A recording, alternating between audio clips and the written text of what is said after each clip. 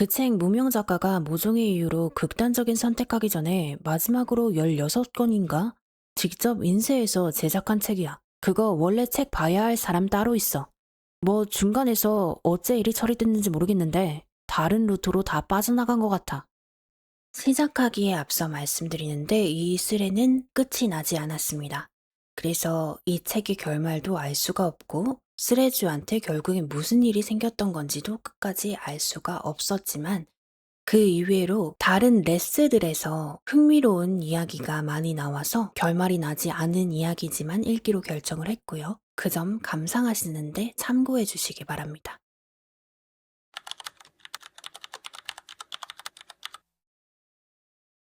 나무와 나무꾼이라는 책 알아? 잡담판에 올릴지 괴담판에 올릴지 고민하다가 괴담판에 올려. 어떻게 보면 작은 해프닝이지만 내겐 공포스러운 경험이었거든. 얘기를 어디서부터 푸는 게 좋을까? 벌어진 일들이 기괴하고 기상천외해서 어디서부터 풀어야 할지 막막하다. 일단 이 책을 아는 사람이 있는지부터 물어보고 싶어. 흰색 바탕에 나무와 한 남자의 그림자가 검게 그려진 표지에 크기는 A5 사이즈 정도. 일반적인 소설책 크기야. 내용을 짧게 풀어보자면 나무를 베고 팔며 생계를 이어가던 나무꾼이 커다란 나무를 발견하고 나무를 베어버리려고 해. 그런데 그 나무가 눈물을 뚝뚝 흘리며 자신이 재미있는 이야기를 들려줄 테니 자신을 살려달라고 애원을 하고 이야기들을 쭉 풀어나가. 그런데 나무가 풀어나가는 이야기들은 소름 끼치고 기괴했어. 지금은 잘 기억이 나지 않지만 몸이 말 그대로 뒤집혀서 장기들이 신체 외부에, 피부와 머리카락은 신체 내부에 있는 남자 이야기. 인육의 맛이 들려 자신의 손가락부터 도려내서 먹다가 결국 얼굴만 남겨놓고 자신의 신체를 전부 먹어버린 사람의 이야기 같은 내용이 나왔어. 잔인하고 역겨운 이야기들이었어. 혹시 이 책을 본 사람이 있어? 솔직히 본 사람이 있다고 기대하고 있지는 않아. 주변 사람들에게 계속 물어봤지만 나만 이상한 사람 취급받았거든. 지금부터 본격적으로 내게 있었던 일을 이야기해 볼게. 난 평소에 책 읽는 걸 좋아하는 편이야. 도서관에서 책을 빌려도 되지만 기한에 맞춰 촉박하게 읽는 걸 좋아하지 않아서 주로 책을 사서 읽어. 사는 지역 특성상 출판사나 서점이 모여 있는 곳도 있고 중고 서점도 근처에 있어서 책을 구하는 건 쉬웠지. 그날도 어김없이 중고 서점에서 읽을 책을 고르는 중이었어. 그 서점은 이름만 대면 모르는 사람이 없을 만큼 대중적인 중고 서점이었어. 전국에는 그 서점이 없는 곳이 없을 만큼이나 흔한 서점이었지. 코로나 사태가 일어나기 전에 있었던 일이라 사람들도 적당히 많았고, 그날따라 새로 들어온 책들도 많아서 난 기분이 좋았었어. 책이 많다는 이야기는 재미있는 책이 있을 확률이 높다는 얘기랑 같잖아. 새로 들어온 책 코너로 가서 어떤 책을 읽을지 고민하고 있던 와중에 책 한 권이 내 눈에 들어왔어. 그 책이 바로 나무와 나무꾼이었어. 옛 전래동화 같은 제목인데 두께도 제법 있고 표지도 소설 같아서 눈에 띄더라. 특히 나무와 나무꾼의 실루엣만 있고 텅 비어 허전해 보이는 표지가 너무 마음에 들더라. 내 취향이었거든. 그래서 그 자리에서 뽑아 도입부를 읽기 시작했어. 나무꾼이 숲으로 향해 가는 과정, 배려는 찰나에 커다란 나무가 나무꾼에게 애원하는 내용, 그리고 나무가 들려주는 괴이한 이야기들. 어림잡아 50페이지 정도만 봤는데 너무 흥미진진하더라. 문체가 딱딱하긴 했지만 저자의 필력도 아주 좋았고 시간 가는 줄 모르고 몰입해서 읽게 됐거든. 이런 이유들로 난 그 책을 사게 됐어. 정말 운 좋게 가격까지 아주 쌌거든. 근처라 말하기는 했지만 그 중고 서점은 집에서 약간 거리가 있는 편이었어. 그래서 올 때와 마찬가지로 버스를 탔지. 집으로 가는 30분 동안 난 아까 샀던 책을 마저 읽기 위해 가방 속에서 책을 꺼냈어. 아무 생각 없이 표지를 눈으로 훑었는데 책엔 저자 이름도 출판사의 이름도 없더라. 그땐 대수롭지 않게 넘어갔지만 지금 생각해보면 참 소름 끼치는 일이야. 이 책처럼 신원이 불분명한 책을 서점에서 팔 리가 없으니까. 그래도 그땐 책의 뒷내용을 읽는데 급급해서 책을 마저 읽었지. 아니, 정확하게는 계속 읽으려고 했어. 버스에서 사고가 나지만 않았다면 말이야. 책을 읽은 지 5분도 안 돼서 마을버스랑 내가 타고 있던 버스가 충돌했어. 다행히 정면 충돌은 아니었지만 버스의 귀퉁이는 완전히 찌그러져 소리를 맡겨야 했을 만큼 가볍지 않은 사고였지. 그 사고로 승객 몇 명이 병원에 실려갔던 게 기억이 나. 다행히 난 가벼운 뇌진탕 말고는 아무런 부상도 없었지만 말이야. 사고가 나서 병원에서 정밀 검사를 받기 전까지 내가 뭘 하고 있었는 줄 알아? 계속 책을 읽고 있었대. 아무 일도 일어나지 않은 것처럼 마치 도서관에 앉아 책을 읽는 것처럼 말이야. 내 사고 소식에 병원으로 왔던 엄마는 내 이런 모습을 보고 약간의 두려움을 느끼셨대. 지금 생각해보면 머리가 아프다. 다른 사람들의 안위가 걱정된다기보단 뒷내용을 아는 게 더 급급했던 것 같아. 그래서 미친 듯이 책을 읽던 중 엄마가 이런 내 모습을 본 거였고, 그때 상황은 뚜렷하게 기억나지 않아. 의사 선생님이 가벼운 뇌진탕이라고 했던 말이랑 허겁지겁 뛰어오던 엄마까진 기억이 나는데, 나머지 부분은 끊긴 것처럼 드문드문 어렴풋하게 기억나. 아마 책을 읽고 있었던 것 같아. 버스에서 쭉 이어서 말이야. 그리고 자각하지 못하고 있었던 것도 맞을 거고. 그날 엄마와 함께 집으로 돌아와 저녁을 먹고 공부를 하다가 자기 위에 침대에 누웠어. 서점에서 산 그 책과 함께. 내일 학교도 가야 하고 할 일정도 많아서 자야 되는데 잠이 하나도 안 오더라. 책의 뒷내용이 궁금해 미칠 지경이었어. 그래서 5페이지만 더 봐야지라는 마음으로 책을 폈어. 5페이지에 5페이지를 더한 만큼 책을 읽었는데도 아침이 될 때까지 책을 놓진 못했지만 지금 당장 이 책을 더 읽지 않으면 말 그대로 정말 미쳐버릴 것 같았어. 가족끼리 아침을 먹는데도 난 손에서 책을 놓지 못했어. 여느 가부장적인 아버지들이 그러하듯 우리 아빠도 이를 못마땅하게 보셨어. 그리고 내 손에서 책을 빼앗으며 소리쳤지. 밥상 앞에서 누가 채통머리 없이 책을 읽냐고 말이야. 평소 같았으면 대수롭지 않게 넘어갔을 텐데 그날은 너무 화가 났었어. 어떻게 내 책을 그렇게 다룰 수가 있지라는 생각이 들면서 진지하게 아빠를 죽이고 싶었어. 평소 같았으면 내가 아빠께 사과를 드리고 넘어갔겠지만 책 때문에 눈이 돌아간 내가 사과를 했겠어? 속으로 끊임없이 욕을 읊으며 밥을 먹었지. 덕분에 아침 식사 자리는 아주 어색하고 조용했어. 식기가 달그락거리는 소리 말곤 아무것도 들리지 않았어. 식사를 마치고 아빠에게 한 소리를 들은 뒤에야 책을 돌려받을 수 있었지. 아빠에게 품었던 악감정이 모두 사라질 만큼 기뻐했던 기억이 나. 그리고 들뜬 기분으로 학교에 갔어. 아직 다 못 읽은 책을 품에 끼고서 가벼운 발걸음으로 학교로 향했지. 등굣길에서도 쉬는 시간은 물론이고 수업 시간까지 책을 읽으니까 친한 애들 몇 명이 뭔 책을 그리 오래 읽냐고 물었어. 난 책을 아주 빨리 읽는 편이거든. 700페이지가 넘는 책도 이틀이면 읽을 수 있을 만큼. 그런데 그 책은 고작 해야 400페이지가 안 돼 보이는데 내가 반도 못 읽으니 궁금해서 그랬나 봐. 그때 내게 질문한 친구들은 각각 별이와 소리라고 부를게. 그 친구들의 이름에 들어가는 글자를 하나씩 땄어. 소리는 눈꼬리도 올라가고 표정이 무뚝뚝해서 그런지 도도한 고양이 같은 이미지야. 키도 굉장히 컸어 처음엔 좀 무섭다고 생각했는데 알고 보니 서툴긴 해도 엄청 착하고 남 잘 챙겨주는 애였어. 별이는 눈도 초롱초롱하고 볼살도 많아서 다람쥐가 생각나는 얼굴이야. 표정이 굉장히 다채롭고 웃기는 행동도 자주 해서 볼 때마다 만화 캐릭터 같아. 굳이 따지면 어탐의 핀 정도. 별이는 초등학교 때부터 소리는 그 전년도에 친해진 친구라 나랑은 제법 친분이 쌓여 있었어. 서로 얘기도 자주 나누고 말 못할 고민도 쉽게 털어놓는 사이였기에 서로를 아주 잘 알고 있었지. 근데 내가 그 질문에 발작하듯이 화를 내며 말했어. 너네가 뭔 상관이냐고.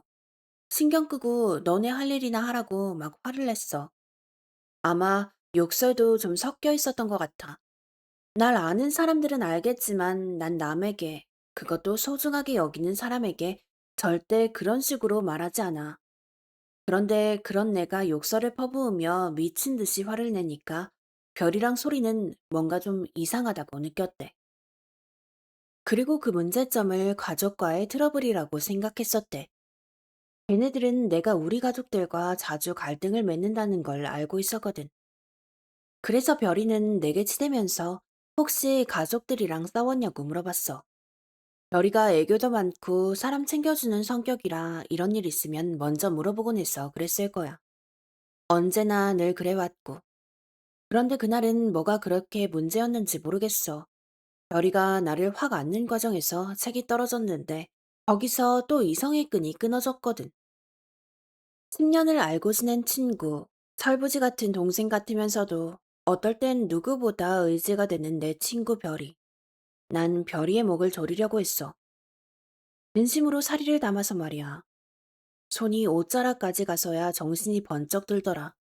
지금 내가 무슨 짓을 하려고 한 건지 깨닫자마자 역한 구토감이 밀려왔어. 별이에게 너무 미안해서 내가 소중한 친구에게 손찌검을 하려고 했던 내가 너무 원망스러워서 난 미안하다는 한마디를 남기고 보건실로 갔어. 도저히 애들 얼굴을 볼 자신이 없었어. 마침 시간도 딱 점심시간이어서 시기도 아주 적절했지. 침대에 누워 계속 고민했어. 오늘 대체 뭐가 문제였을까? 갑자기 미치기라도 한 걸까? 조금만 생각해보면 그 원인을 금방 유추할 수 있었겠지만 난 책이 그 원인일 거라 상상도 못했어. 애초에 책 때문에 사람이 이상해지는 건 말이 안 되잖아.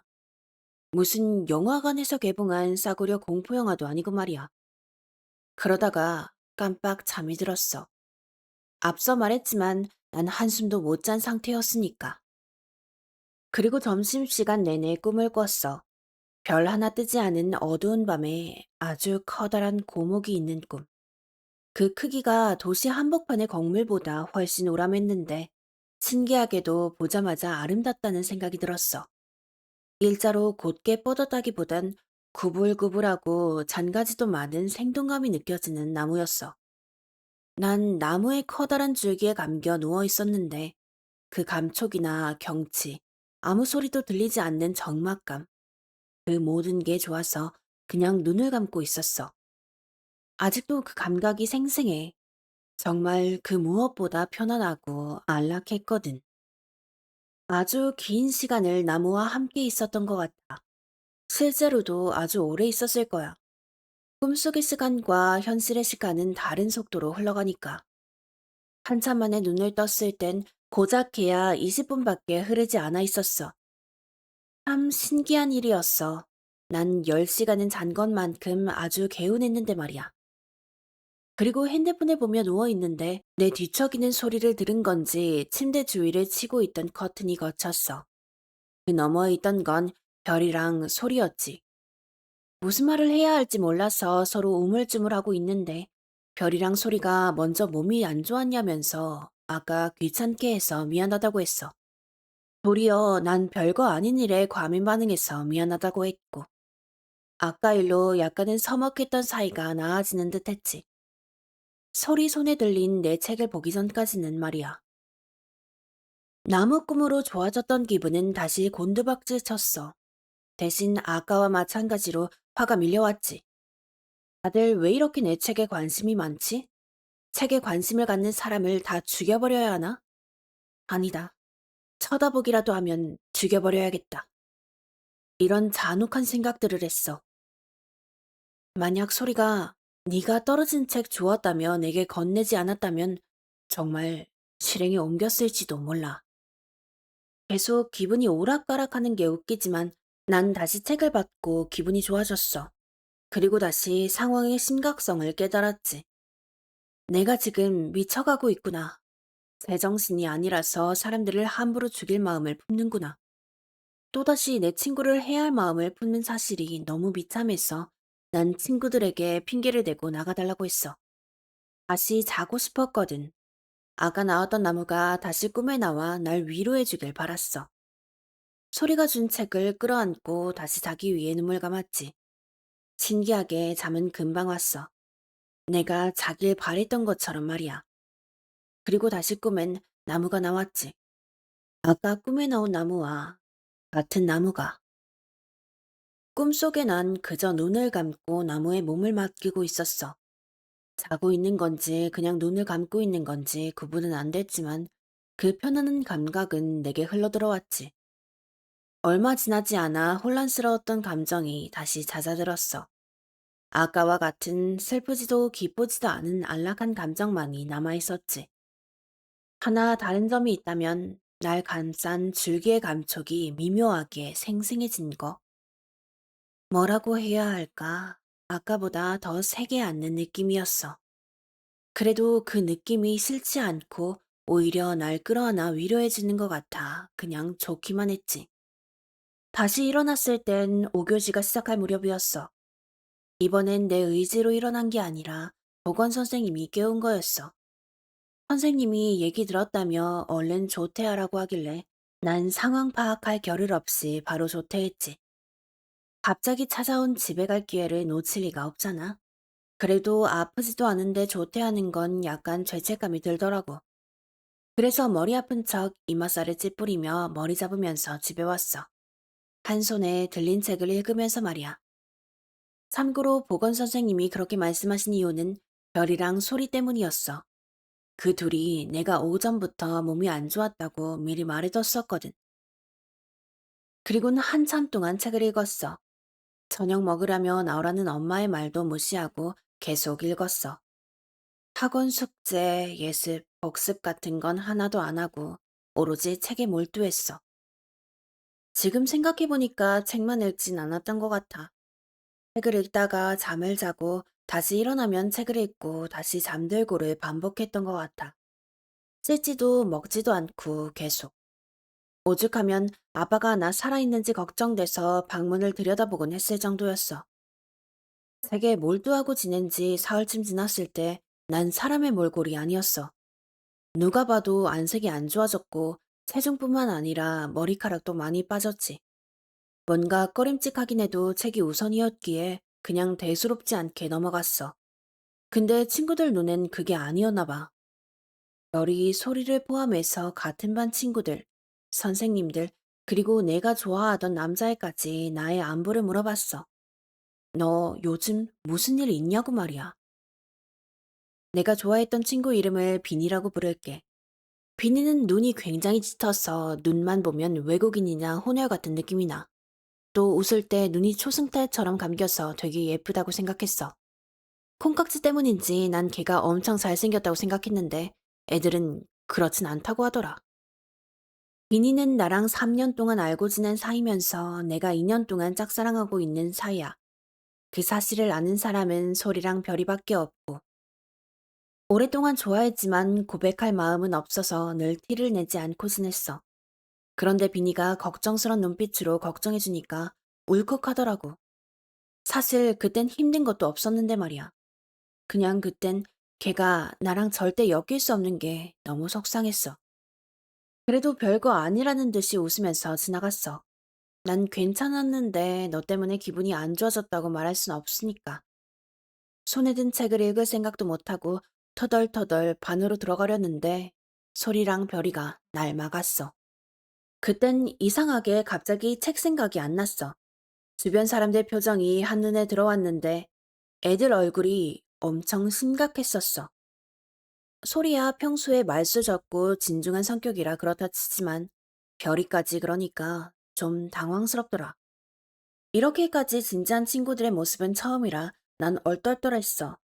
갑자기 왜 그러냐는 물음에도 친구들은 시선 교환만 할 뿐이었어.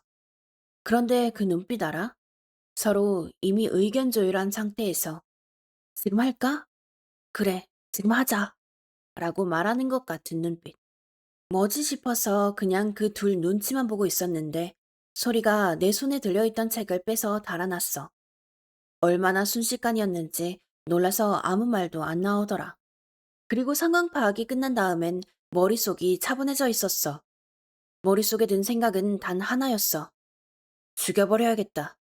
저 도둑을 잡아 죽여버려야겠다. 차마 쓰레의 말은 못하지만 사람이 이래도 되나 싶을 만큼 잔혹한 살인을 머릿속에 그리고 있었어. 조금만 달려도 헉헉대며 주저앉는 비루한 몸뚱아리가 어쩐 일인지 무척이나 가벼웠어. 덕분에 소리와의 그 격차는 점점 줄어들어만 갔지. 소리는 체육 전공이라 달리기를 포함한 체육을 무척 잘하는데 내가 어떻게 그렇게까지 달려갈 수 있었는지 모르겠어. 3층 교실부터 시작된 경주는 운동장 밖을 나가서도 이어졌어. 나랑 소리 둘 다 슬리퍼를 신고 있었는데 어떻게 한 번 안 미끄러지고 그렇게 잘 달릴 수 있었는지. 시간이 흐르면서 점점 거리가 좁혀져 가고 마침내 팔 하나만 뻗으면 소리를 붙잡을 수 있는 지경에 이르렀어. 그런데 소리가 그대로 교문 밖으로 나가버렸어. 학교를 마치려면 한참 멀었는데 말이야. 난 거기에 약이 올라 소리를 따라 학교 밖을 나서려고 했고 비니가 날 붙잡으며 말린 덕에 학탈은 면하게 됐지. 단순히 팔을 낚아챈 것도 아니고 뒤에서 날 끌어안은 거라 어떻게 빠져나갈 수도 없었어.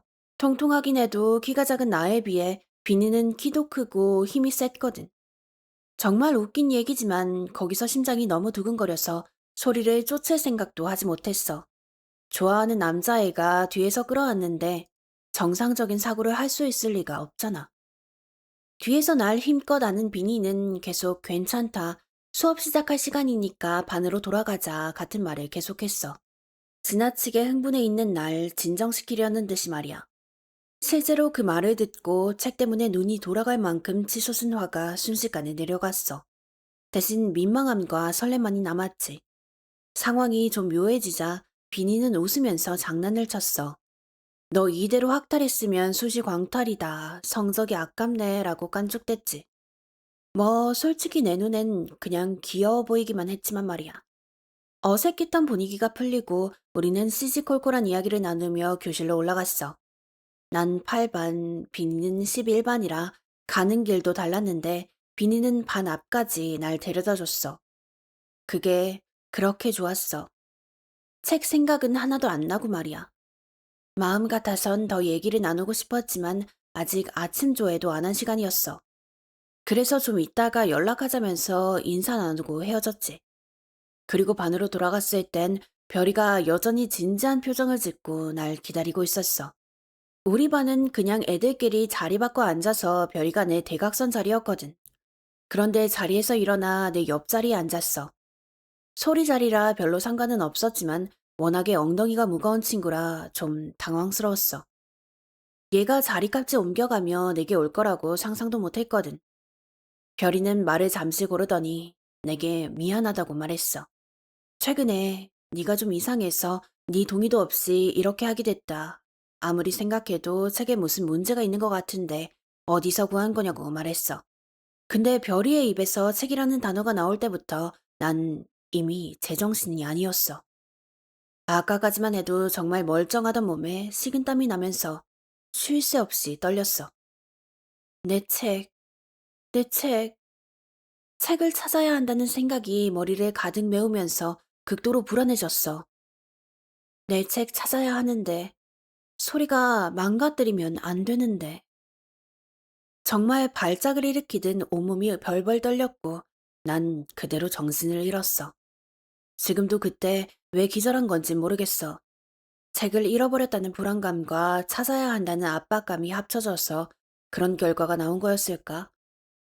하지만 문제는 내가 교실 한복판에서 기절을 했다는 거였지. 그리고 그거보다 가장 큰 문제는 내가 또 꿈을 꿨다는 거야. 그 나무가 나오는 꿈. 최근 잘 때마다 나오는 그 나무가 나오는 꿈 말이야. 솔직히 처음엔 좀 안도했어. 나무는 불안정한 날 편안하게 해줄 수 있는 유일한 매개체니까. 그래서 처음엔 안심했어. 아, 이번에도 나무가 아늑한 품을 내어주겠구나 하고 말이야. 그런데 오늘은 달랐어. 꿈의 초반에는 여태까지 꿨던 꿈과 다를 게 없었어. 살면서 처음 느껴볼 법한 편안함, 그리고 이를 제공해주는 나무. 정말 다를 게 없었지. 그 나무가 말을 걸기 전까지 말이야. 너 나 알지? 나무가 한 말이었어. 이유는 몰라도 바로 알 수 있었어. 나무가 한 말인 걸 말이야. 음성으로 자신의 의사를 전달했다기보단 머릿속 울림처럼 느껴진 음성이었는데 약간 소름이 돋는 느낌이었던 것 같아. 목소리를 듣자마자 아까까지 느껴졌던 모든 편안함이 모조리 사라졌거든. 그런데 난 대답을 할 수 없었어. 입으로 소리를 내는 법이 기억이 나질 않았거든. 그 가지의 품속에 몸을 맡겼는데 너무 익숙해져 어떻게 움직이는 건지도 모르겠고 말이야. 내가 할 수 있는 건 미동도 없이 누워 머릿속으로 열심히 외치는 것뿐이었어. 난 너를 몰라. 지난 며칠간 꿈속에 네가 나온 것 말곤 너에 대해 아는 건 하나도 없어를 끊임없이 외쳤지. 역시 속으로만 말하는 건 나무의 귀에 들리지 않는지 다시 소름 끼치는 아우성이 머릿속으로 흘러들었어. 너, 날 모르지? 너, 날 모르지? 날 모르지? 나무가 가지를 점점 조여가며 끊임없이 되물었어. 너무 아프고 숨이 막혀서 비명을 지르고 싶었어. 꿈속에서 내 의지대로 움직일 수만 있다면 그렇게 했을 거야. 그렇게 나무는 한참 동안 나를 옥죄었고 난 이 순간이 빨리 끝나기를 기도했어. 꽤나 긴 시간이 흘렀을 무렵 순식간에 나무가 힘을 풀었고 난 그대로 바닥으로 떨어졌어. 아프다기보단 드디어 벗어났구나라는 생각에 너무 기뻤어. 정말 끊임없이 묻는 나무의 목소리와 조여가는 몸 때문에 괴로웠거든. 그리고 점점 의식이 멀어져 갔고 난 내가 꿈에서 깨어난다는 걸 자각했어. 그냥 저절로 알게 됐어. 그리고 꿈에서 깨어나기 직전에 나무가 말했어. 이번엔 머릿속에 울리는 음성이 아닌 귀를 통해 들을 수 있는 그런 말이었지. 책이 없네? 그 말과 함께 난 꿈에서 완전히 깨어났어. 더 정확히 말하면 간신히 벗어날 수 있었어. 잠에서 깨어난 난 주변 사람들이나 장소에 신경 쓰지 않고 비명을 질렀어. 점점 조여오는 가지 때문에 몸이 터져버릴 것 같았는데도 소리 한 번 낼 수 없었다는 무력감. 언제나 내 편일 것 같던 나무의 달라진 행동에 대한 배신감 같은 것들 때문에 눈이 돌아갔었거든. 무엇보다 눈을 뜨자마자 책이 없다는 사실에 죽을 만큼 불안했어. 그렇게 무릎을 끌어안고 비명을 질러대는데 괜찮냐고 악몽이라도 꾼 거냐며 걱정해주는 목소리가 들렸어. 별이와 비니였어. 별이와 같은 반이라 그렇다 치지만 비니가 있는 건 의외였어. 이상하게 급속도로 차분해지더라. 내 손에 책이 없는데도 정말 아무렇지 않았어. 그래서 의아했지. 뭐 때문에 내가 이렇게 침착해졌는지 말이야. 그렇게 곰곰이 고민을 하고 있는데 별이가 내 손을 잡고 말했어. 너 반에서 쓰러졌던 건 기억하냐? 조회도 하기 전에 네가 기절해서 보건쌤이 보건실로 데려갔다. 대충 이런 말들이었던 것 같아. 그리고 내 책을 가져갔던 이유에 대해 설명했어. 얘기가 진행되는 내내 별이는 답지 않게 진중한 표정을 유지하며 말이야. 별이의 말은 이러했어. 책을 훔치기로 한 건 이미 소리, 비니, 그리고 자기까지 계획해서 저지른 일이었대. 내가 그 책을 받은 이후로 눈에 띄게 수척해지고 이상해져 가는 게 신경이 쓰였다나 봐. 정말 멍청한 사실은 난 그 얘기를 듣고서 내가 이렇게까지 된 이유가 책 때문이란 걸 짐작하게 됐어. 정확히는 체념했다고 보는 게 맞지만 책이 곁에 없어서였는지 몰라도 그제야 이성적인 사고가 하나둘씩 되기 시작했거든. 책을 없앨까 아니면 내게서 훔칠까 고민하다가 일단 책을 훔치고 그 뒤에 태우기로 이야기가 마무리됐대. 그래서 비니가 아침 조회 전에 날 방심하게 만들고 소리가 책을 훔쳐 달아나고 별이가 나를 막는 계획을 세웠대. 내가 소리를 미친 듯이 추격하면서 이미 계획은 물거품이 됐지만 그렇게 소리는 학탈까지 하게 됐고 별이보단 상대적으로 빠른 비니가 달려와 날 붙잡으면서 오늘 있었던 사건이 전개된 거지. 난 처음으로 책에 대한 공포를 느꼈어. 정말 자칫하다간 내가 책 때문에 돌아버리거나 죽을지도 모른다는 생각이 들었거든. 책이 없어 불안하다는 생각은 진작에 사라져버린 지 오래였어. 시계는 2교시가 시작될 시간을 가리키고 있었고 난 반으로 돌아가려고 했어. 이미 며칠 전에 수업도 빼먹었는데 또 빠질 순 없으니까. 그런데 애들이 굳고 말렸어. 보건실에서 더 쉬거나 저번처럼 조퇴를 하라고 했어. 내 안색이 너무 안 좋다고. 쌤들이 보기만 해도 바로 조퇴하라고 말할 만큼 상태가 안 좋아 보이니까 그냥 조퇴하라고 했어. 그런데 난 거절했어. 책 때문에 불안한데 혼자 있으면 정말 위험해질 거라는 예감이 들었거든. 보건실에 누워있든 조퇴를 하든 결국 난 혼자 있어야 한다는 얘기잖아. 별이와 비니의 만류에도 난 자리에서 일어나 교실로 향했어. 아침에 비니가 반까지 데려다 준 게 고마워서 이번엔 내가 비니 반 앞까지 데려다 주려고 했어. 비니랑 별이 만류에 그러지 못했지만 나랑 별이가 먼저 반으로 들어가고 비니가 자기네 반으로 향하는데 갑자기 온몸에 힘이 쫙 빠졌어. 말 그대로 누가 똑 떼어가 버린 것처럼 순식간에 기운이 없어졌어. 두 다리로 지탱해서 서 있기도 버거울 만큼이나. 그리고 여태까지와는 차원이 다른 불안감이 닥쳐왔어. 책을 찾아야 해. 책을 찾지 못하면 나무가 날 죽일지도 몰라 라는 생각에 온몸이 덜덜 떨렸어.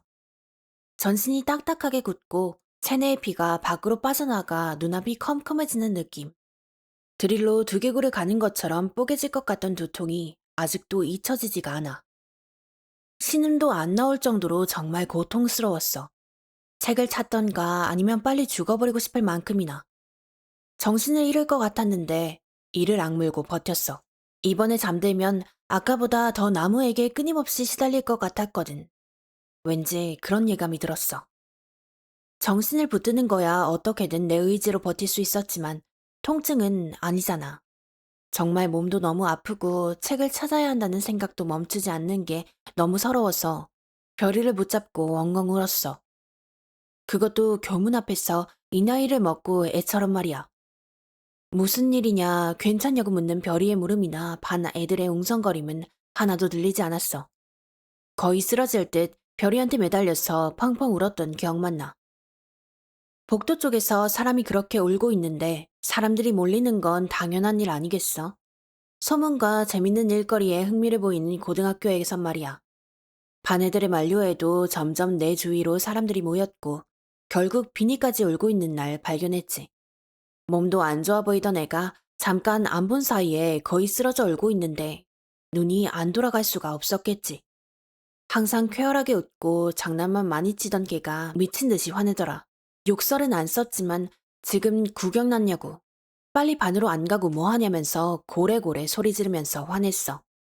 그렇게 화난 비니를 본 건 처음이라 당황스러웠어. 재밌긴 해도 사람 시선 받는 걸 꺼려하는 애가 이렇게까지 한다는 게 놀라웠거든. 정말 신기했던 게 뭔지 알아? 그 고통이랑 불안감이 순식간에 눈 녹듯 사라졌어. 단순히 비니를 봤다는 이유로 말이야. 비니가 그렇게 화를 냈고 난 더 이상 울지 않았으니 애들은 하나둘씩 반으로 돌아가기 시작했어. 걔네들이 반으로 돌아갈 때 난 그동안의 일들을 생각했지만 말이야. 가끔씩 책에 대한 생각이 전혀 나지 않을 때, 미친 듯이 불안했던 감정이 한순간에 진정될 때, 그럴 때마다 비니가 내 옆에 있었어. 신기하게도 말이야. 단순히 착각으로 치부하기엔 상황이 항상 딱 맞아들었어. 그래서 한 가지 가설을 세웠지. 책에서 벗어나기 위해서는 비니가 필요하고 어쩌면 비니가 그 책과 관련이 있을지도 모른다고. 별이와 비니에게 이 사실을 곧장 말하려고 했어. 비니가 내 증상을 완화시키는 것 같다고. 더불어 책을 얻기까지의 과정, 그리고 나무와 관련된 꿈까지 모든 걸 말하려 했지. 거짓말처럼 종이 울리지만 않았다면 말이야. 쉬는 시간까지 끝난 마당에 무슨 이야기를 더 할 수 있었겠어. 아쉽긴 해도 다음 쉬는 시간을 기약하기로 했어. 아직 시간은 많으니까. 수업 시간 동안 비니 없이 내가 버틸 수 있을지는 모르겠지만 말이야. 하지만 예상대로 몸이 되게 안 좋더라. 교문 앞에서만큼 죽을 듯이 아픈 건 아닌데 허리를 펴고 수업을 들을 수 있을 수준은 아니었어. 마침 그 시간이 기가 시간이라 그냥 대놓고 엎드려서 통증이 잦아들기를 기다렸어. 그때 기가 선생님은 애들 가르치는 거에 열정적인 분도 애들이 자고 있다고 해서 막 깨우는 분은 아니셨거든. 수업이 끝날 때까지 난 엎드려 책을 찾으러 가야겠다는 생각을 무시하기 위해 애썼어.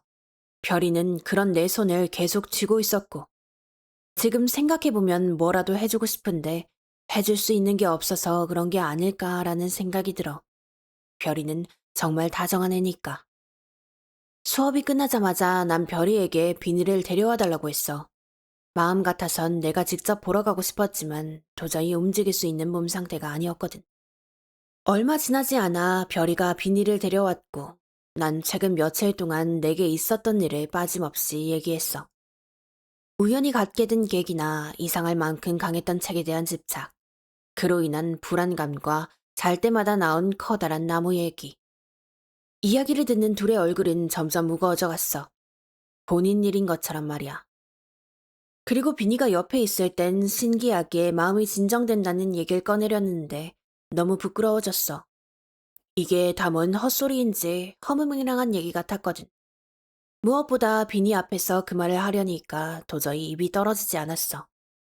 그런 의도가 아니긴 해도 너무 고백 같잖아. 내가 걔에게 아무 사심도 없었으면 문제없지만 난 걔를 좋아하잖아. 갑자기 얘기하기 너무 창피해지더라.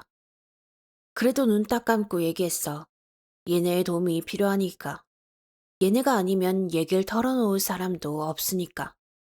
그런 얘기를 꺼내면 다짜고짜 정신병원으로 끌고 갈 엄마한테 얘기를 하겠어. 아니면 자기 관심사 아니면 쳐다보지도 않는 가부장적인 아빠한테 얘기를 하겠어. 정말 별이, 소리, 비니밖에 없었어. 얘네들이 유일하게 내가 신뢰할 수 있는 사람들이었어. 다행히 별이와 비니는 내 말에 못 믿는 눈치는 아니었어. 별이는 약간 긴가민가한 듯 했지만 비니는 내 말을 완전히 신뢰하는 듯 했지. 그리고는 책을 없애는 걸 도와주기로 했어. 정말 고맙게도 말이야. 솔직히 말해서 저 때 눈물도 약간 고였어. 일단 학교에 있을 땐 쉬는 시간이나 점심시간마다 비니와 함께 있기. 학교가 끝나면 책을 없앨 방법을 모색하기와 같은 계획들을 세웠어. 그러다 점집에 가볼까라는 의견이 나왔어. 책을 못 없앨지는 몰라도 내 증상을 완화시킬 수 있지 않을까라는 이유 때문이었지. 꽤 괜찮은 생각이었어. 우리 세 명 중 점집이나 무당에 대해 아는 게 하나도 없다는 사실을 제외하면 말이야. 하지만 그 전에 소리를 찾아가기로 했어. 아무리 생각해도 지금까지 소리가 돌아오지 않는 게 좀 이상했거든. 무엇보다 걘 책도 갖고 있었잖아. 그리고 쓰레에 적는 걸 잊어버렸는데 난 책이 손에 들어온 이후로 크고 작은 사고가 자주 났었거든. 작게는 종이에 손가락을 베이거나 운 나쁘게 발목을 삐는 거. 크게는 첫날에 있었던 교통사고 같은 게 있었어.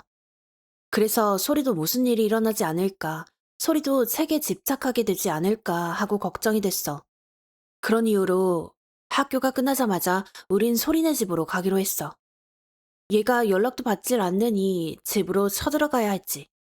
그런데 우리 중 소리네 집 주소를 아는 사람은 없었어. 정말 난감했지. 소리는 연락도 받질 않았고 우리 중 소리네 집에 간 사람은 아무도 없었거든. 친구에 대한 걱정으로 우린 간덩이가 크게 부었어.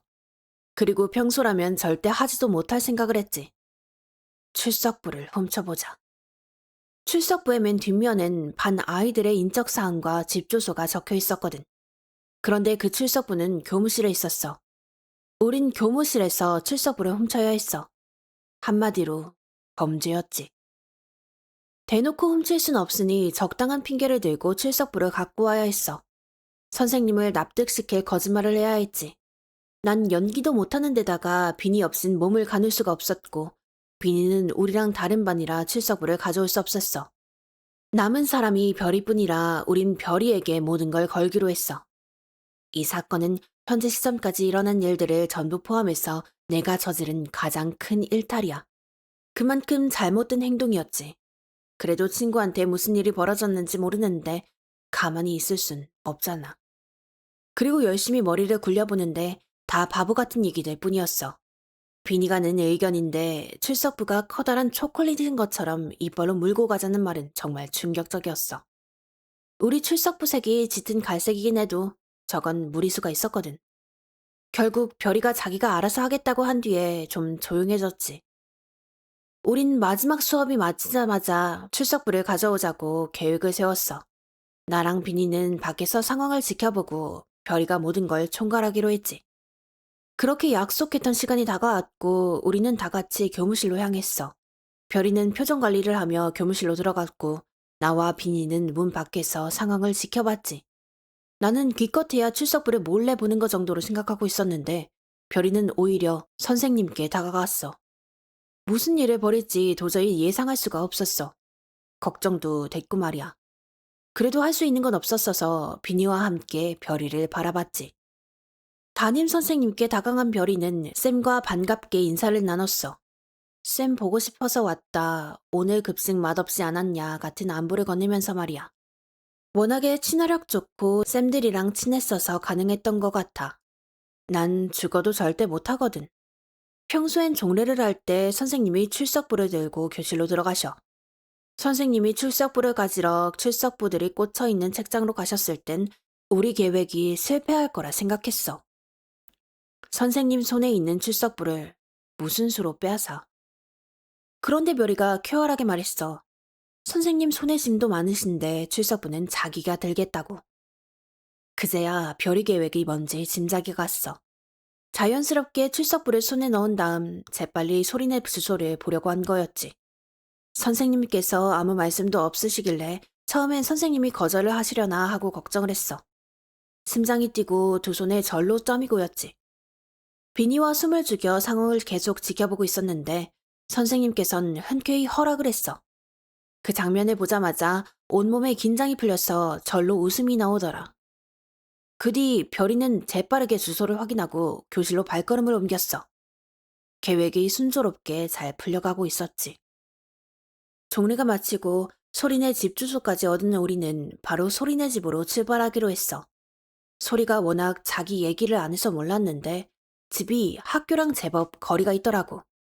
처음엔 거기가 어딘지 몰라서 지도를 켜보니 버스를 타고 20분은 좋게 가야 나오는 데였어. 우린 지체할 필요 없이 바로 버스를 탔지. 비니가 옆에 있어서 책 생각에 불안하진 않았지만 소리가 너무 걱정됐어. 평소라면 시끌벅적할 비니와 별이 모두 그때만큼은 아무 말 없이 조용히 가더라. 익숙한 상가지를 지나 있는 줄도 몰랐던 아파트 단지가 모인 정류장 앞에서 버스가 멈췄어. 소리가 살고 있는 아파트였어. 우리가 아는 그런 일반적인 아파트가 아니라 가파른 경사의 골목길을 걸어 올라가야 되는 옛날 아파트였지.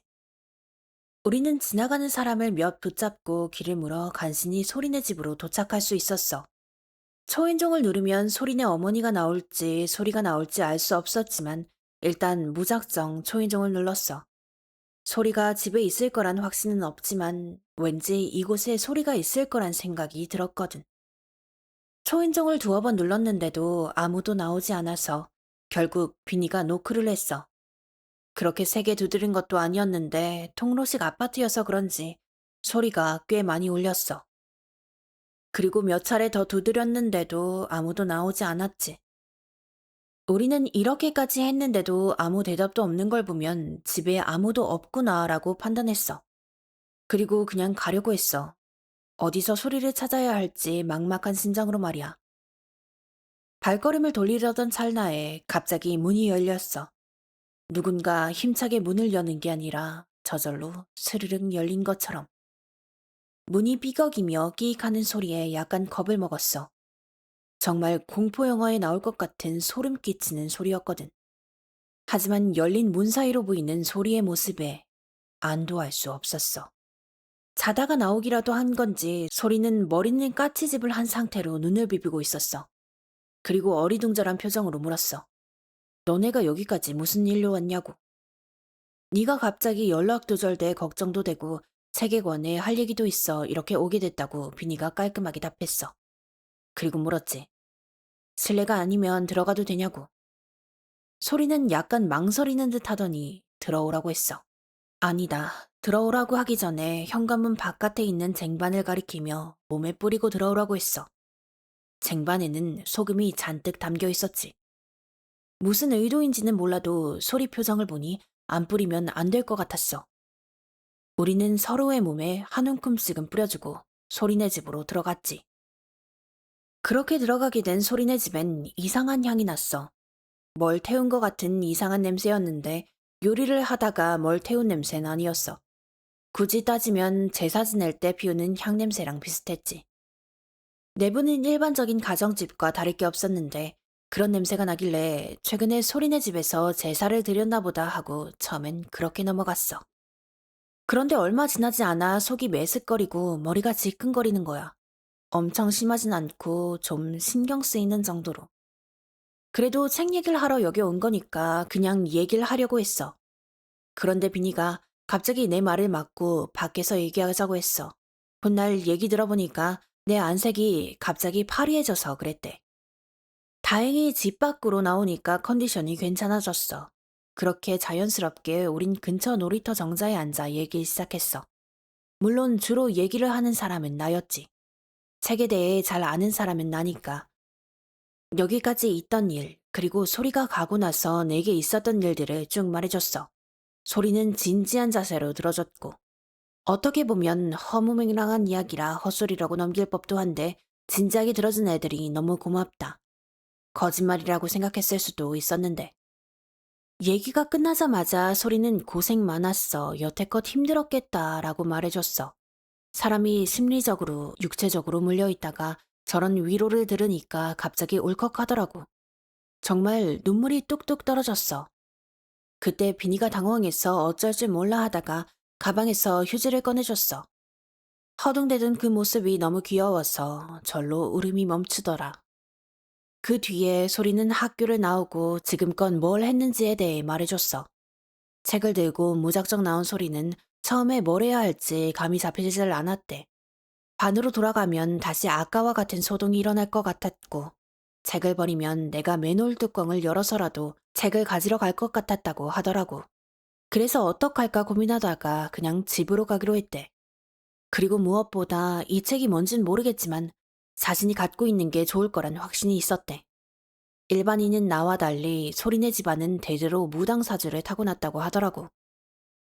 소리네 어머니가 무당이신 것도 그때 처음 알았어.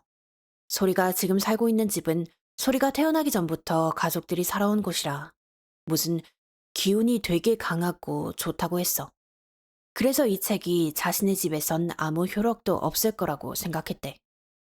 그리고 집에 오자마자 책이 든 가방을 방에 아무렇게나 놔두고 뭘 하다가 지금까지 쭉 잠들었다고 했어. 핸드폰은 무음으로 해놨어서 여태껏 못 받은 거고. 그 말까지 들으니까 정말 안심이 됐어. 적어도 소리한테는 책이 영향을 주지 않았으니 말이야. 그래도 소리가 계속 안전할 거란 보장은 없어서 책은 내가 가져가기로 마음먹었어. 차라리 내 상태가 악화되는 게 낫지. 소리까지 그렇게 될 순 없었거든. 소리가 펄쩍 뛰면서 안 된다고 말하길래 그냥 몰래 가져가기로 했지. 다른 애들도 모르게 말이야. 화장실이 급한데 잠깐 너네 집 들러도 되냐고 물으니까 비니가 처음엔 안 된다고 했어. 내가 걔네 집에서 상태 안 좋은 걸 봤으니까. 이렇게까지 해야 하나 순간 자괴감이 왔지만 화장실이 너무 급해서 그렇다고 후딱 갔다 오겠다고 말한 뒤에 비니도 순순히 날 보내줬어. 정말 운 좋게 여기 근방엔 공중 화장실도 없었거든. 소리가 문을 열어준 뒤 난 화장실에 들어가는 척 했다가 소리의 방에 들어가 책을 챙겨 나왔어. 애들이 모두 현관 밖에 있었어서 가능한 일이었어. 내가 민망하다고 현관 밖에서 기다려달라고 했거든. 확실히 비니와 조금 떨어진 것만으로 몸이 쑤시고 책 생각이 머릿속에서 지워지지 않았어. 책을 손에 얻었을 땐 더 심했지. 그래도 이 악물고 아무렇지 않은 척하면서 애들한테 돌아갔어. 다행히 책이 내 손에 있더라도 비니가 옆에 있으면 안정이 되더라고. 소리는 버스 정류장 앞까지 우리를 데려다줬고 얼마 지나지 않아 버스가 오길래 우리 모두 버스를 탔어. 우리는 처음 버스를 탔을 때와 마찬가지로 맨 뒷좌석에 앉았어. 일부러 피하려는 듯 시시콜콜한 얘기가 계속됐고 시간은 금방 흘러갔지. 나와 비니보다 내릴 정류장이 가까웠던 별이가 먼저 버스에서 내렸고 나와 비니는 단둘이 남게 됐어. 갑자기 둘만 남으니까 되게 의식되더라. 누누이 말했지만 난 비니에게 호감이 있었잖아. 신기하게 대화도 뚝 끊겨서 우린 아무 말 없이 계속 앉아 있었어. 내가 내릴 정거장에 도착할 때까지 말이야. 버스 카드를 찍고 딱 내리는데 비니도 허겁지겁 같이 내렸어. 당황할 수밖에 없었지. 내가 알기로 비니네 집은 여기서 5정거장은 더 가야 했거든. 혹시 나 때문에 같이 내렸나 하고 잠깐 기대를 품었지만 금세 접었어. 그래서 잘 가라는 인사를 하고 집으로 가려는데 걔가 날 붙잡았어. 그리곤 같이 놀자고 얘기했지. 그런 얘기를 들으면 당황스러울 수밖에 없잖아. 좋기도 하고 좀 당황스럽기도 해서 그 연유를 물어봤어. 너무 궁금했으니까. 우리랑 같이 소리네 집으로 가기 전에 비니는 다른 친구랑 놀 계획을 세워놨었대. 그런데 약속이 취소됐고 이미 가족한텐 친구 집에서 자고 오기로 말해놔서 다시 가기도 좀 그랬대. 그래서 나보고 놀아달라고 돈은 자기가 쏘겠다고 말했어. 용돈도 두둑히 받아서 자기 돈 많다고 의기양양하게 말하는데 그 모습이 너무 귀여워서 절로 웃음이 나왔어.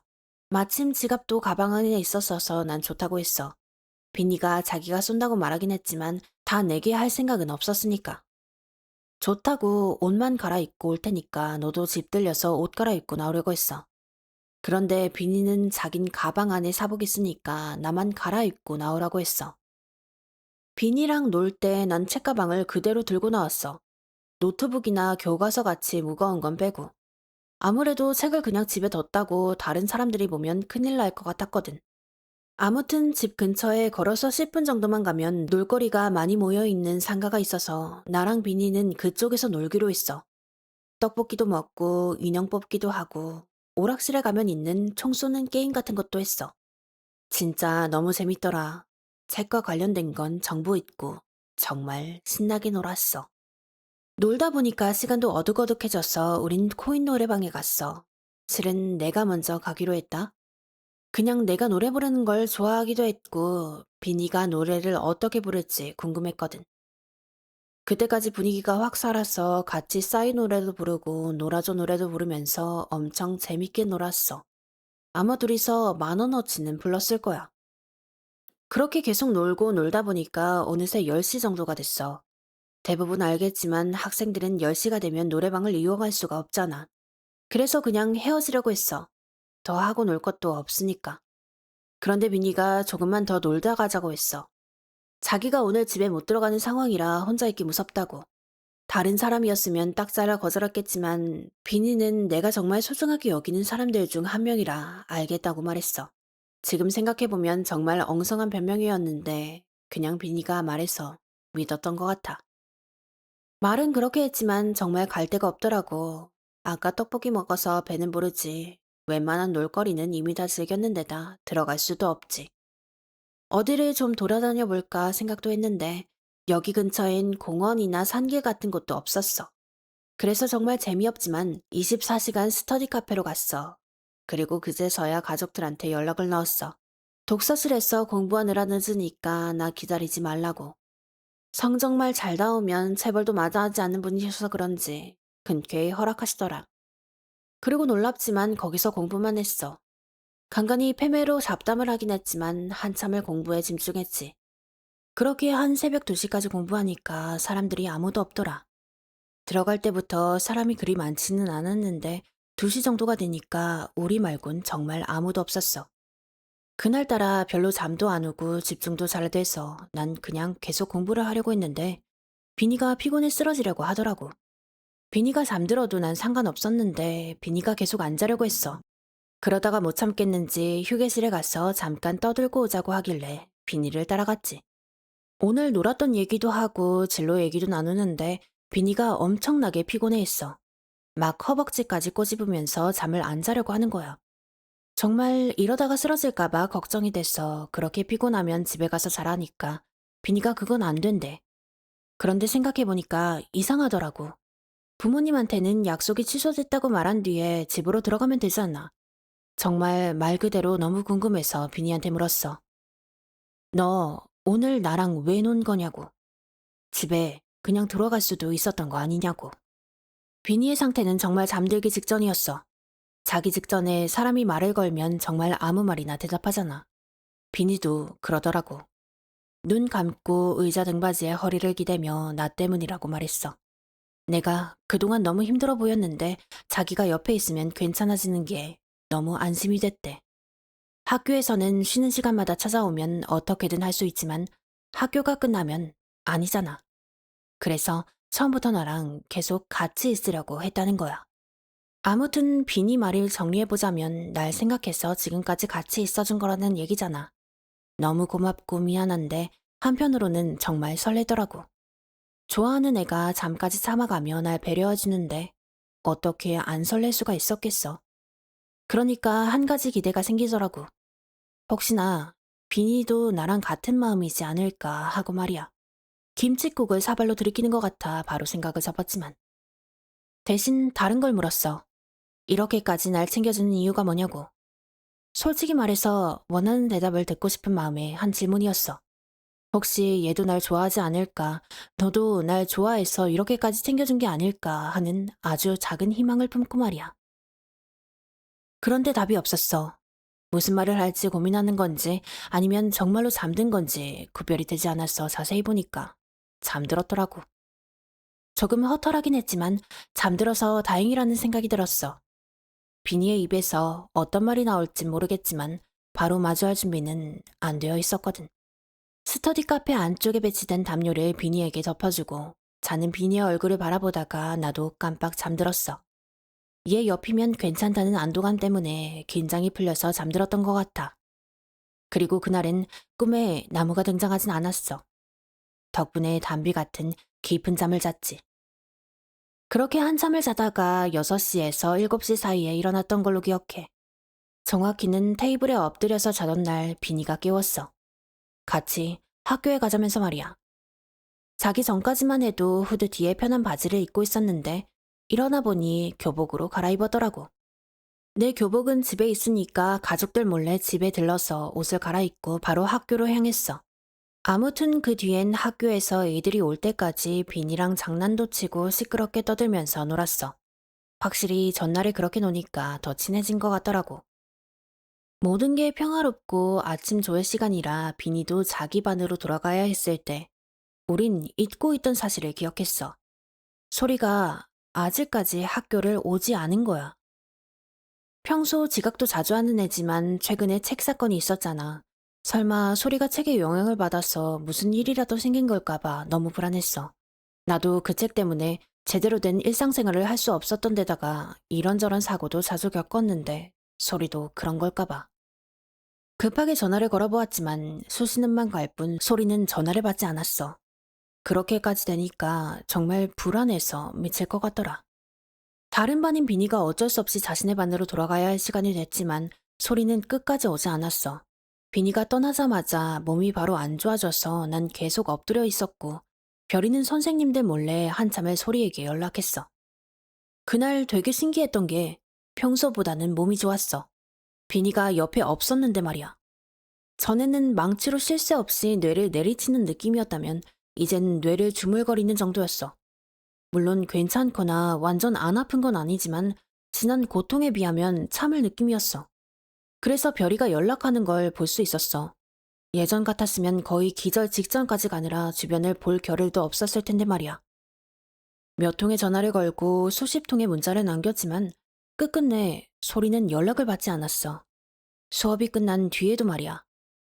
별이가 소리에게 연락하는 동안 난 한참을 자책하고 있었어. 내가 왜 그 책을 샀을까? 왜 나 때문에 친구들까지 피해를 보고 있는 걸까? 그날 서점에 가지 말걸. 그런 자책을 한참 하다가 순간 책이 떠올랐어. 읽고 싶어서 떠올랐다기보단 정말 말 그대로 책이 지금 내 가방에 있는지 의문이 들었어. 분명 어제 책가방에 챙겼지만 만에 하나라는 게 있잖아. 아무리 버려도 물건이 사람에게 되돌아가는 유명한 괴담도 있고. 떨리는 마음으로 가방을 살펴봤는데 다행히 내 가방 안에 있었어. 정말 다행이었지. 적어도 그 책이 소리에게 돌아가 악영향을 준 건 아닐 테니까. 하지만 문제는 다음이었어. 별이가 그 책을 봐버렸거든. 별이는 공포에 질린 표정을 감추지도 못하고 내게 물었어. 그 책이 왜 여기 있냐고. 자연스럽게 우리 반으로 들어온 비니도 그 책을 보게 됐어. 둘은 책이 저절로 내 가방에 들어온 것이다. 소리가 자기 가방인 줄 알고 책을 내 가방에 넣은 것이다 라며 의견을 맞춰가고 있었어. 내가 스스로 가방에 넣은 거라곤 생각도 못하고 말이야. 그런데 점점 애들의 얘기가 심각한 방향으로 흘러갔어. 무당집에서도 나올 정도면 우리 상상 이상으로 책이 강한 거 아니냐. 이거 어떻게 해야 하는 거냐 라며 분위기가 심각해져 갔지. 그래서 사실대로 말했어. 내가 가져온 거라고. 만약 소리에 있다가 더 안 좋은 영향이 될까봐 들고 올 수밖에 없었다고. 차라리 내가 아픈 게 낫지 소리까지 아프게 하고 싶지 않아서 들고 왔다고. 내가 나도 답답하다는 걸 알아. 내 몸 하나 간수도 못하면서 그 난리를 겪어놓고 또 책을 들고 온 거니까. 하지만 책을 들고 온 건 후회하지 않아. 정말 얘네들은 소중한 친구라서 내 목숨을 버려서라도 지키고 싶은 내 친구들이라서 이 책이 걔네들한테까지 영향을 끼치게 하고 싶지 않았어. 그런데 이미 소리는 이 책과 접촉을 했잖아. 만약 그 짧은 접촉으로도 그 책이 영향을 줬다면 차라리 내가 갖고 있는 게 가장 나은 방법이라 생각했어. 솔직히 이해해주기를 바라지 않았지만 별이랑 비니가 정말 크게 화내더라. 사소하게 투닥거린 적은 있지만 이렇게까지 화를 낸 건 처음이었어. 별이가 제정신이냐고 크게 소리쳐서 순식간에 반 애들의 이목이 우리에게 집중됐어. 지금 네가 죽게 생겼는데 누굴 생각하는 거냐고. 이렇게 하면 소리가 좋아할 줄 알았냐면서 한참을 화를 내는데 비니가 제지했어. 밖에 나가서 얘기하자면서 말이야. 우리 학교엔 층마다 바깥에 나가 앉을 수 있는 정장한 놓인 장소가 있었어. 쉼터처럼. 거기로 자리를 옮겨 얘기하는데 우리가 싸움 났다는 얘기가 퍼져 애들 몇 명이 우리를 따라오려고 했어. 그때 비니가 욕하는 거 처음 봤어. 남의 일에 사사건건 왜 시비냐. 족같이 따라다니지 말고 꺼져라 라며 크게 화냈어. 워낙 조근조근하고 예쁘게 말하던 애라 그때 한 욕이 아직도 선명하게 기억에 남더라. 순식간에 구경꾼들은 자신의 자리로 돌아갔고 나는 애들에게 끝없는 질색을 받았어. 주로 남 생각하기 전에 내 생각부터 하라는 내용이 대다수였어. 소리도 자신들도 네가 그렇게까지 헌신해야 할 대상들이 아니라고 말했어. 화를 간신히 억누르는 듯이 떨리는 음성으로 한 글자 한 글자 내뱉는데 그땐 별이랑 비니가 이해가 가질 않았어. 좀 시간이 흐른 뒤에야 내가 별이, 소리, 비니를 소중하게 여기듯이 걔네도 날 소중하게 여겨서 그런다는 걸 알게 됐지. 나였어도 그 셋 중 하나가 나와 같은 행동을 했다면 비니, 별이와 같은 반응을 했을 거야. 아무튼 처음으로 생긴 우리의 불화는 어영부영 마무리됐어. 서로 불만은 남아있었지만 일단은 그렇게 넘어갔지. 아직까지도 오지 않은 소리의 소식을 아는 게 급선무였으니까. 바로 이어서였는지 아니면 그 다음 쉬는 시간이었는지 잘 기억이 나진 않지만 우린 우리 반 담임 선생님께 여쭌 뒤에야 소리의 행방을 찾을 수 있었어.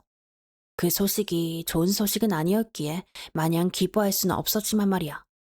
소리는 집이 멀다고 했잖아. 그래서 매일 대중교통을 타고 등교를 했어.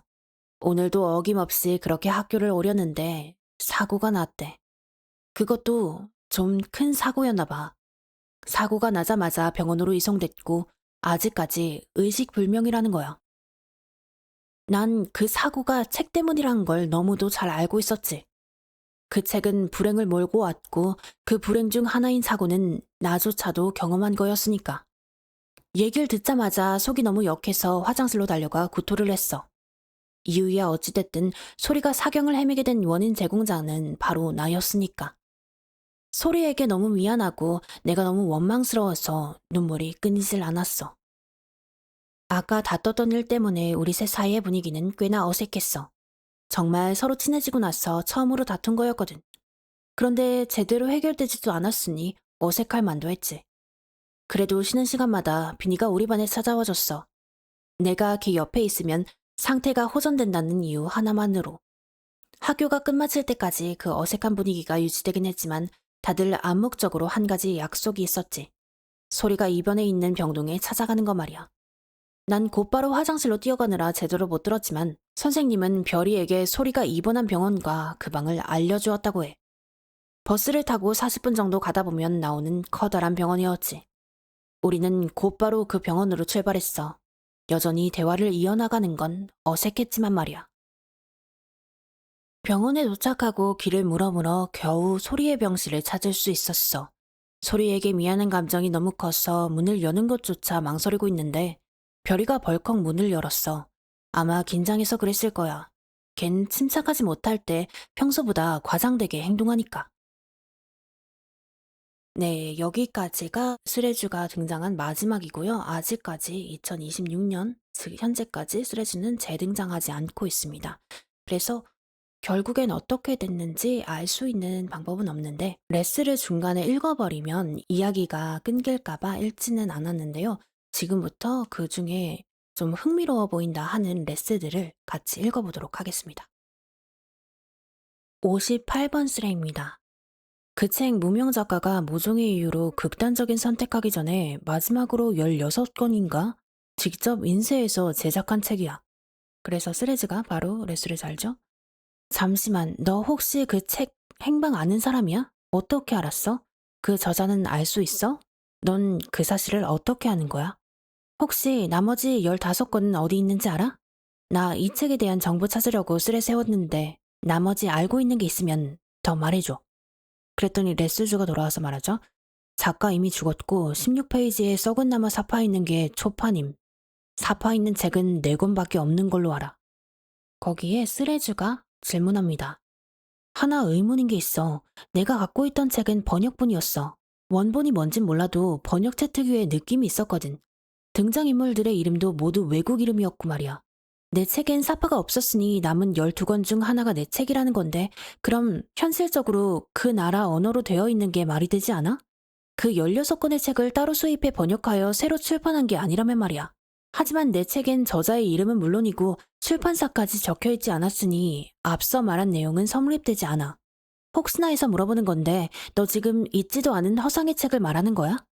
그게 아니라면 내가 가지고 있던 책과 다른 책을 착각했거나 좀 더 명확한 정보를 줬으면 좋겠어. 그리고 레스가 다시 달립니다. 일부러 그렇게 썼으니까 당연히 번역체 느낌이 나지. 그거 원래 책 봐야 할 사람 따로 있어. 뭐 중간에서 어째 일이 처리됐는지 모르겠는데 다른 루트로 다 빠져나간 것 같아. 넌 그걸 어떻게 하는데? 마이너 사이트에서 회원들 단편 모아서 소설집 만드는 프로젝트 있었어. 그리고 나서 쓰레주가 다시 묻죠. 정말 동아줄 붙잡는 심정으로 물어본 건데 주작이면 기분이 좋지 않을 것 같아. 주작이 아니길 바라면서도 한편으로 거짓말 치는 것 같아서 씁쓸하네. 정말 꼭 찾아야 하는데. 네가 거짓말을 하는 게 아니라는 가정하에 하나만 물어볼게. 아깐 너무 반갑고 절실한 마음에 허겁지겁 말을 걸었는데 솔직히 지금은 그리 신뢰가 가진 않거든. 너 이 책 결말 알아? 그러고 나서 이 레스주는 돌아오지 않습니다. 이게 이제 와서는 주작이었는지 장난을 친 건지 어쨌는지도 정말 그 책이 이런 책이었는지 알 길이 없어졌습니다. 그리고 나서 다른 흥미로운 댓글 누가 링크를 찾아가지고 올렸는데요. 여기 링크를 타고 들어가 보면 우화집이 나옵니다. 그 정말 짧은 단편의 우화들을 여러 개 모아가지고 수록을 해놓은 집인데 정말 짧은 이야기들 사이에 나무와 나무꾼이라는 이야기가 있었거든요. 근데 그 내용이 나무가 나무꾼한테 물어보죠. 필요한 게 있냐고, 혹시 부족한 게 있냐고 물어봤는데 나무꾼이 도끼를 만들 나무가 있었으면 좋겠다 해서 나무가 그 부분을 내어줍니다. 그런데 그거를 받자마자 나무꾼이 도끼를 만들어서 그 나무를 베어버려요. 이게 정말 이렇게 짧은 이야기이고 그 밑에 주석으로 구해줬더니 보따리를 내놓으라고 한다 하는 그런 교훈이랄까? 그런 게 적혀 있습니다. 한국어로 돼 있는 번역인지 뭔지 모르겠는데 한국어로 돼 있는 책이에요. 근데 아무래도 이 우화집은 아닌 것 같죠? 스레주도 저 책은 아니야. 그런데 내용이 유사하긴 해. 나무와 나무꾼에서도 결국 나무꾼이 나무를 베어버리거든. 이야기를 다 듣고 말이야. 옴니버스 형식의 이야기가 쭉 있다가 결말은 항상 같았다고 얘기를 했잖아요. 그러니까 이게 그 이야기들의 결말인가 봐요. 나무꾼이 나무를 베어버리는 게. 그리고 또 다른 사람이 이렇게 레스를 답니다. 책에 기억나는 다른 이야기들이 있으면 적어줘. 들으면 들을수록 한번 그려보고 싶네. 거기에 스레주가 내용 자체가 잘 기억이 나진 않아. 사건이 마무리가 되면서 내용은 거의 다 잊어버렸거든. 그리고 하나 기억나는 이야기가 있긴 한데 이게 그 책에서 나온 건지 아니면 그냥 여기저기 들은 괴담이 기억에 남았는 건지 잘 모르겠어. 피부가 미친 듯이 가려워 쉴 새 없이 긁다가 결국 배골까지 드러나게 됐는데 거기서도 멈추지 않고 계속 긁어 뼈까지 가루가 되어 사라진 여자 얘기도 있었던 것 같아. 이건 정말 책에 있었던 건지 확실하진 않지만. 그리고 나서 쓰레주가 사라지고 난 다음에 올라온 레스인데요. 헐, 나도 그 책 본 적 있는 것 같은데? 표지는 흰색에 나무가 표지 절반 정도 차지하고 나무꾼 그려져 있고, 제목은 잘 기억 안 나는데 큼직하게 써져 있던 것만 기억남. 되게 기분 나쁘게 생겨서 생긴 이끌림 때문에 대충 훑어보고 다시 내버려뒀었는데 나는 장기가 바깥에 있고 머리카락이나 그런 게 안에 있던 남자 얘기는 여기서 처음 본다. 내가 대충 훑어본 이유도 있겠지만 꺼림직함에 진짜 빠르게 훑었거든. 근데 초반에 사파 있지 않았어? 나는 흑백 그림으로 나무가 우는 그림이 책 펼치고 5, 6페이지인가? 그쪽에 있었던 걸로 기억하는데? 이런 비슷한 책을 읽은 사람이 또 있었나 봐요. 이 책인지 아닌지 알 수는 없지만 그런 기괴한 책들이 존재하기는 하나 봅니다. 그 다음에 올라온 레슨은 이거는 초반에 다른 레스주가 올렸던 이야기를 진실로 가정을 하고서는 올린 이야기인 것 같아요. 저자가 죽었다는 거에서 조금 마음이 가는데 어떤 사람이 죽기 전에 만들고 죽었다던가 그런 식으로 된 물건에는 안 좋은 기운이나 나쁘면 귀신이 붙어 있는 경우가 많대. 노래 같은 것도 그렇고. 그래서 저 책도 약간 그런 종류가 아닐까 생각이 드네. 이건 저도 그런 생각을 했었는데요. 아까 소리가 무당집 자녀라고 했었는데 뭔가를 느꼈으니까 그 책을 자기가 보관하려고 또 하고 무슨 책에 관련된 무슨 일이 있었지 않을까 하는 그런 의심을 하게 됩니다. 그래서 뭔가 작가가 안 좋게 돌아가신 바람에 어떤 나쁜 기운이 책에 붙어 있었던 게 아닐까 하는 그런 의심이 들기도 하네요. 그리고 마지막으로 인상 깊었던 슬에 하나만 더 읽어보고 끝내도록 하겠습니다. 나 중학교 때 선생님께서 저 얘기를 해준 적이 있어. 선생님도 어디 도서관에서 책을 봤는데 되게 기괴하다고 얘기하면서 내용도 완전히 똑같고 장기 내용은 잘 모르겠고 인용 먹은 얘기까진 해줬었어. 선생님도 너무 기괴해서 조금 보다 말았다고 했어. 이런 이야기를 알고 있는 사람이 또 등장을 한다는 게 정말 이런 책이 있었을까 싶기도 하고 저도 너무너무 궁금하고 읽어보고 싶습니다. 혹시 이 영상을 보시고 이 책에 대해서 알고 계신 분이 있다면 제발 제보를 해주셨으면 좋겠습니다. 제발 꼭 읽어보고 싶습니다. 그러면 오늘의 이야기 여기서 마무리하도록 하고요. 지금까지 마놀이었습니다. 감사합니다.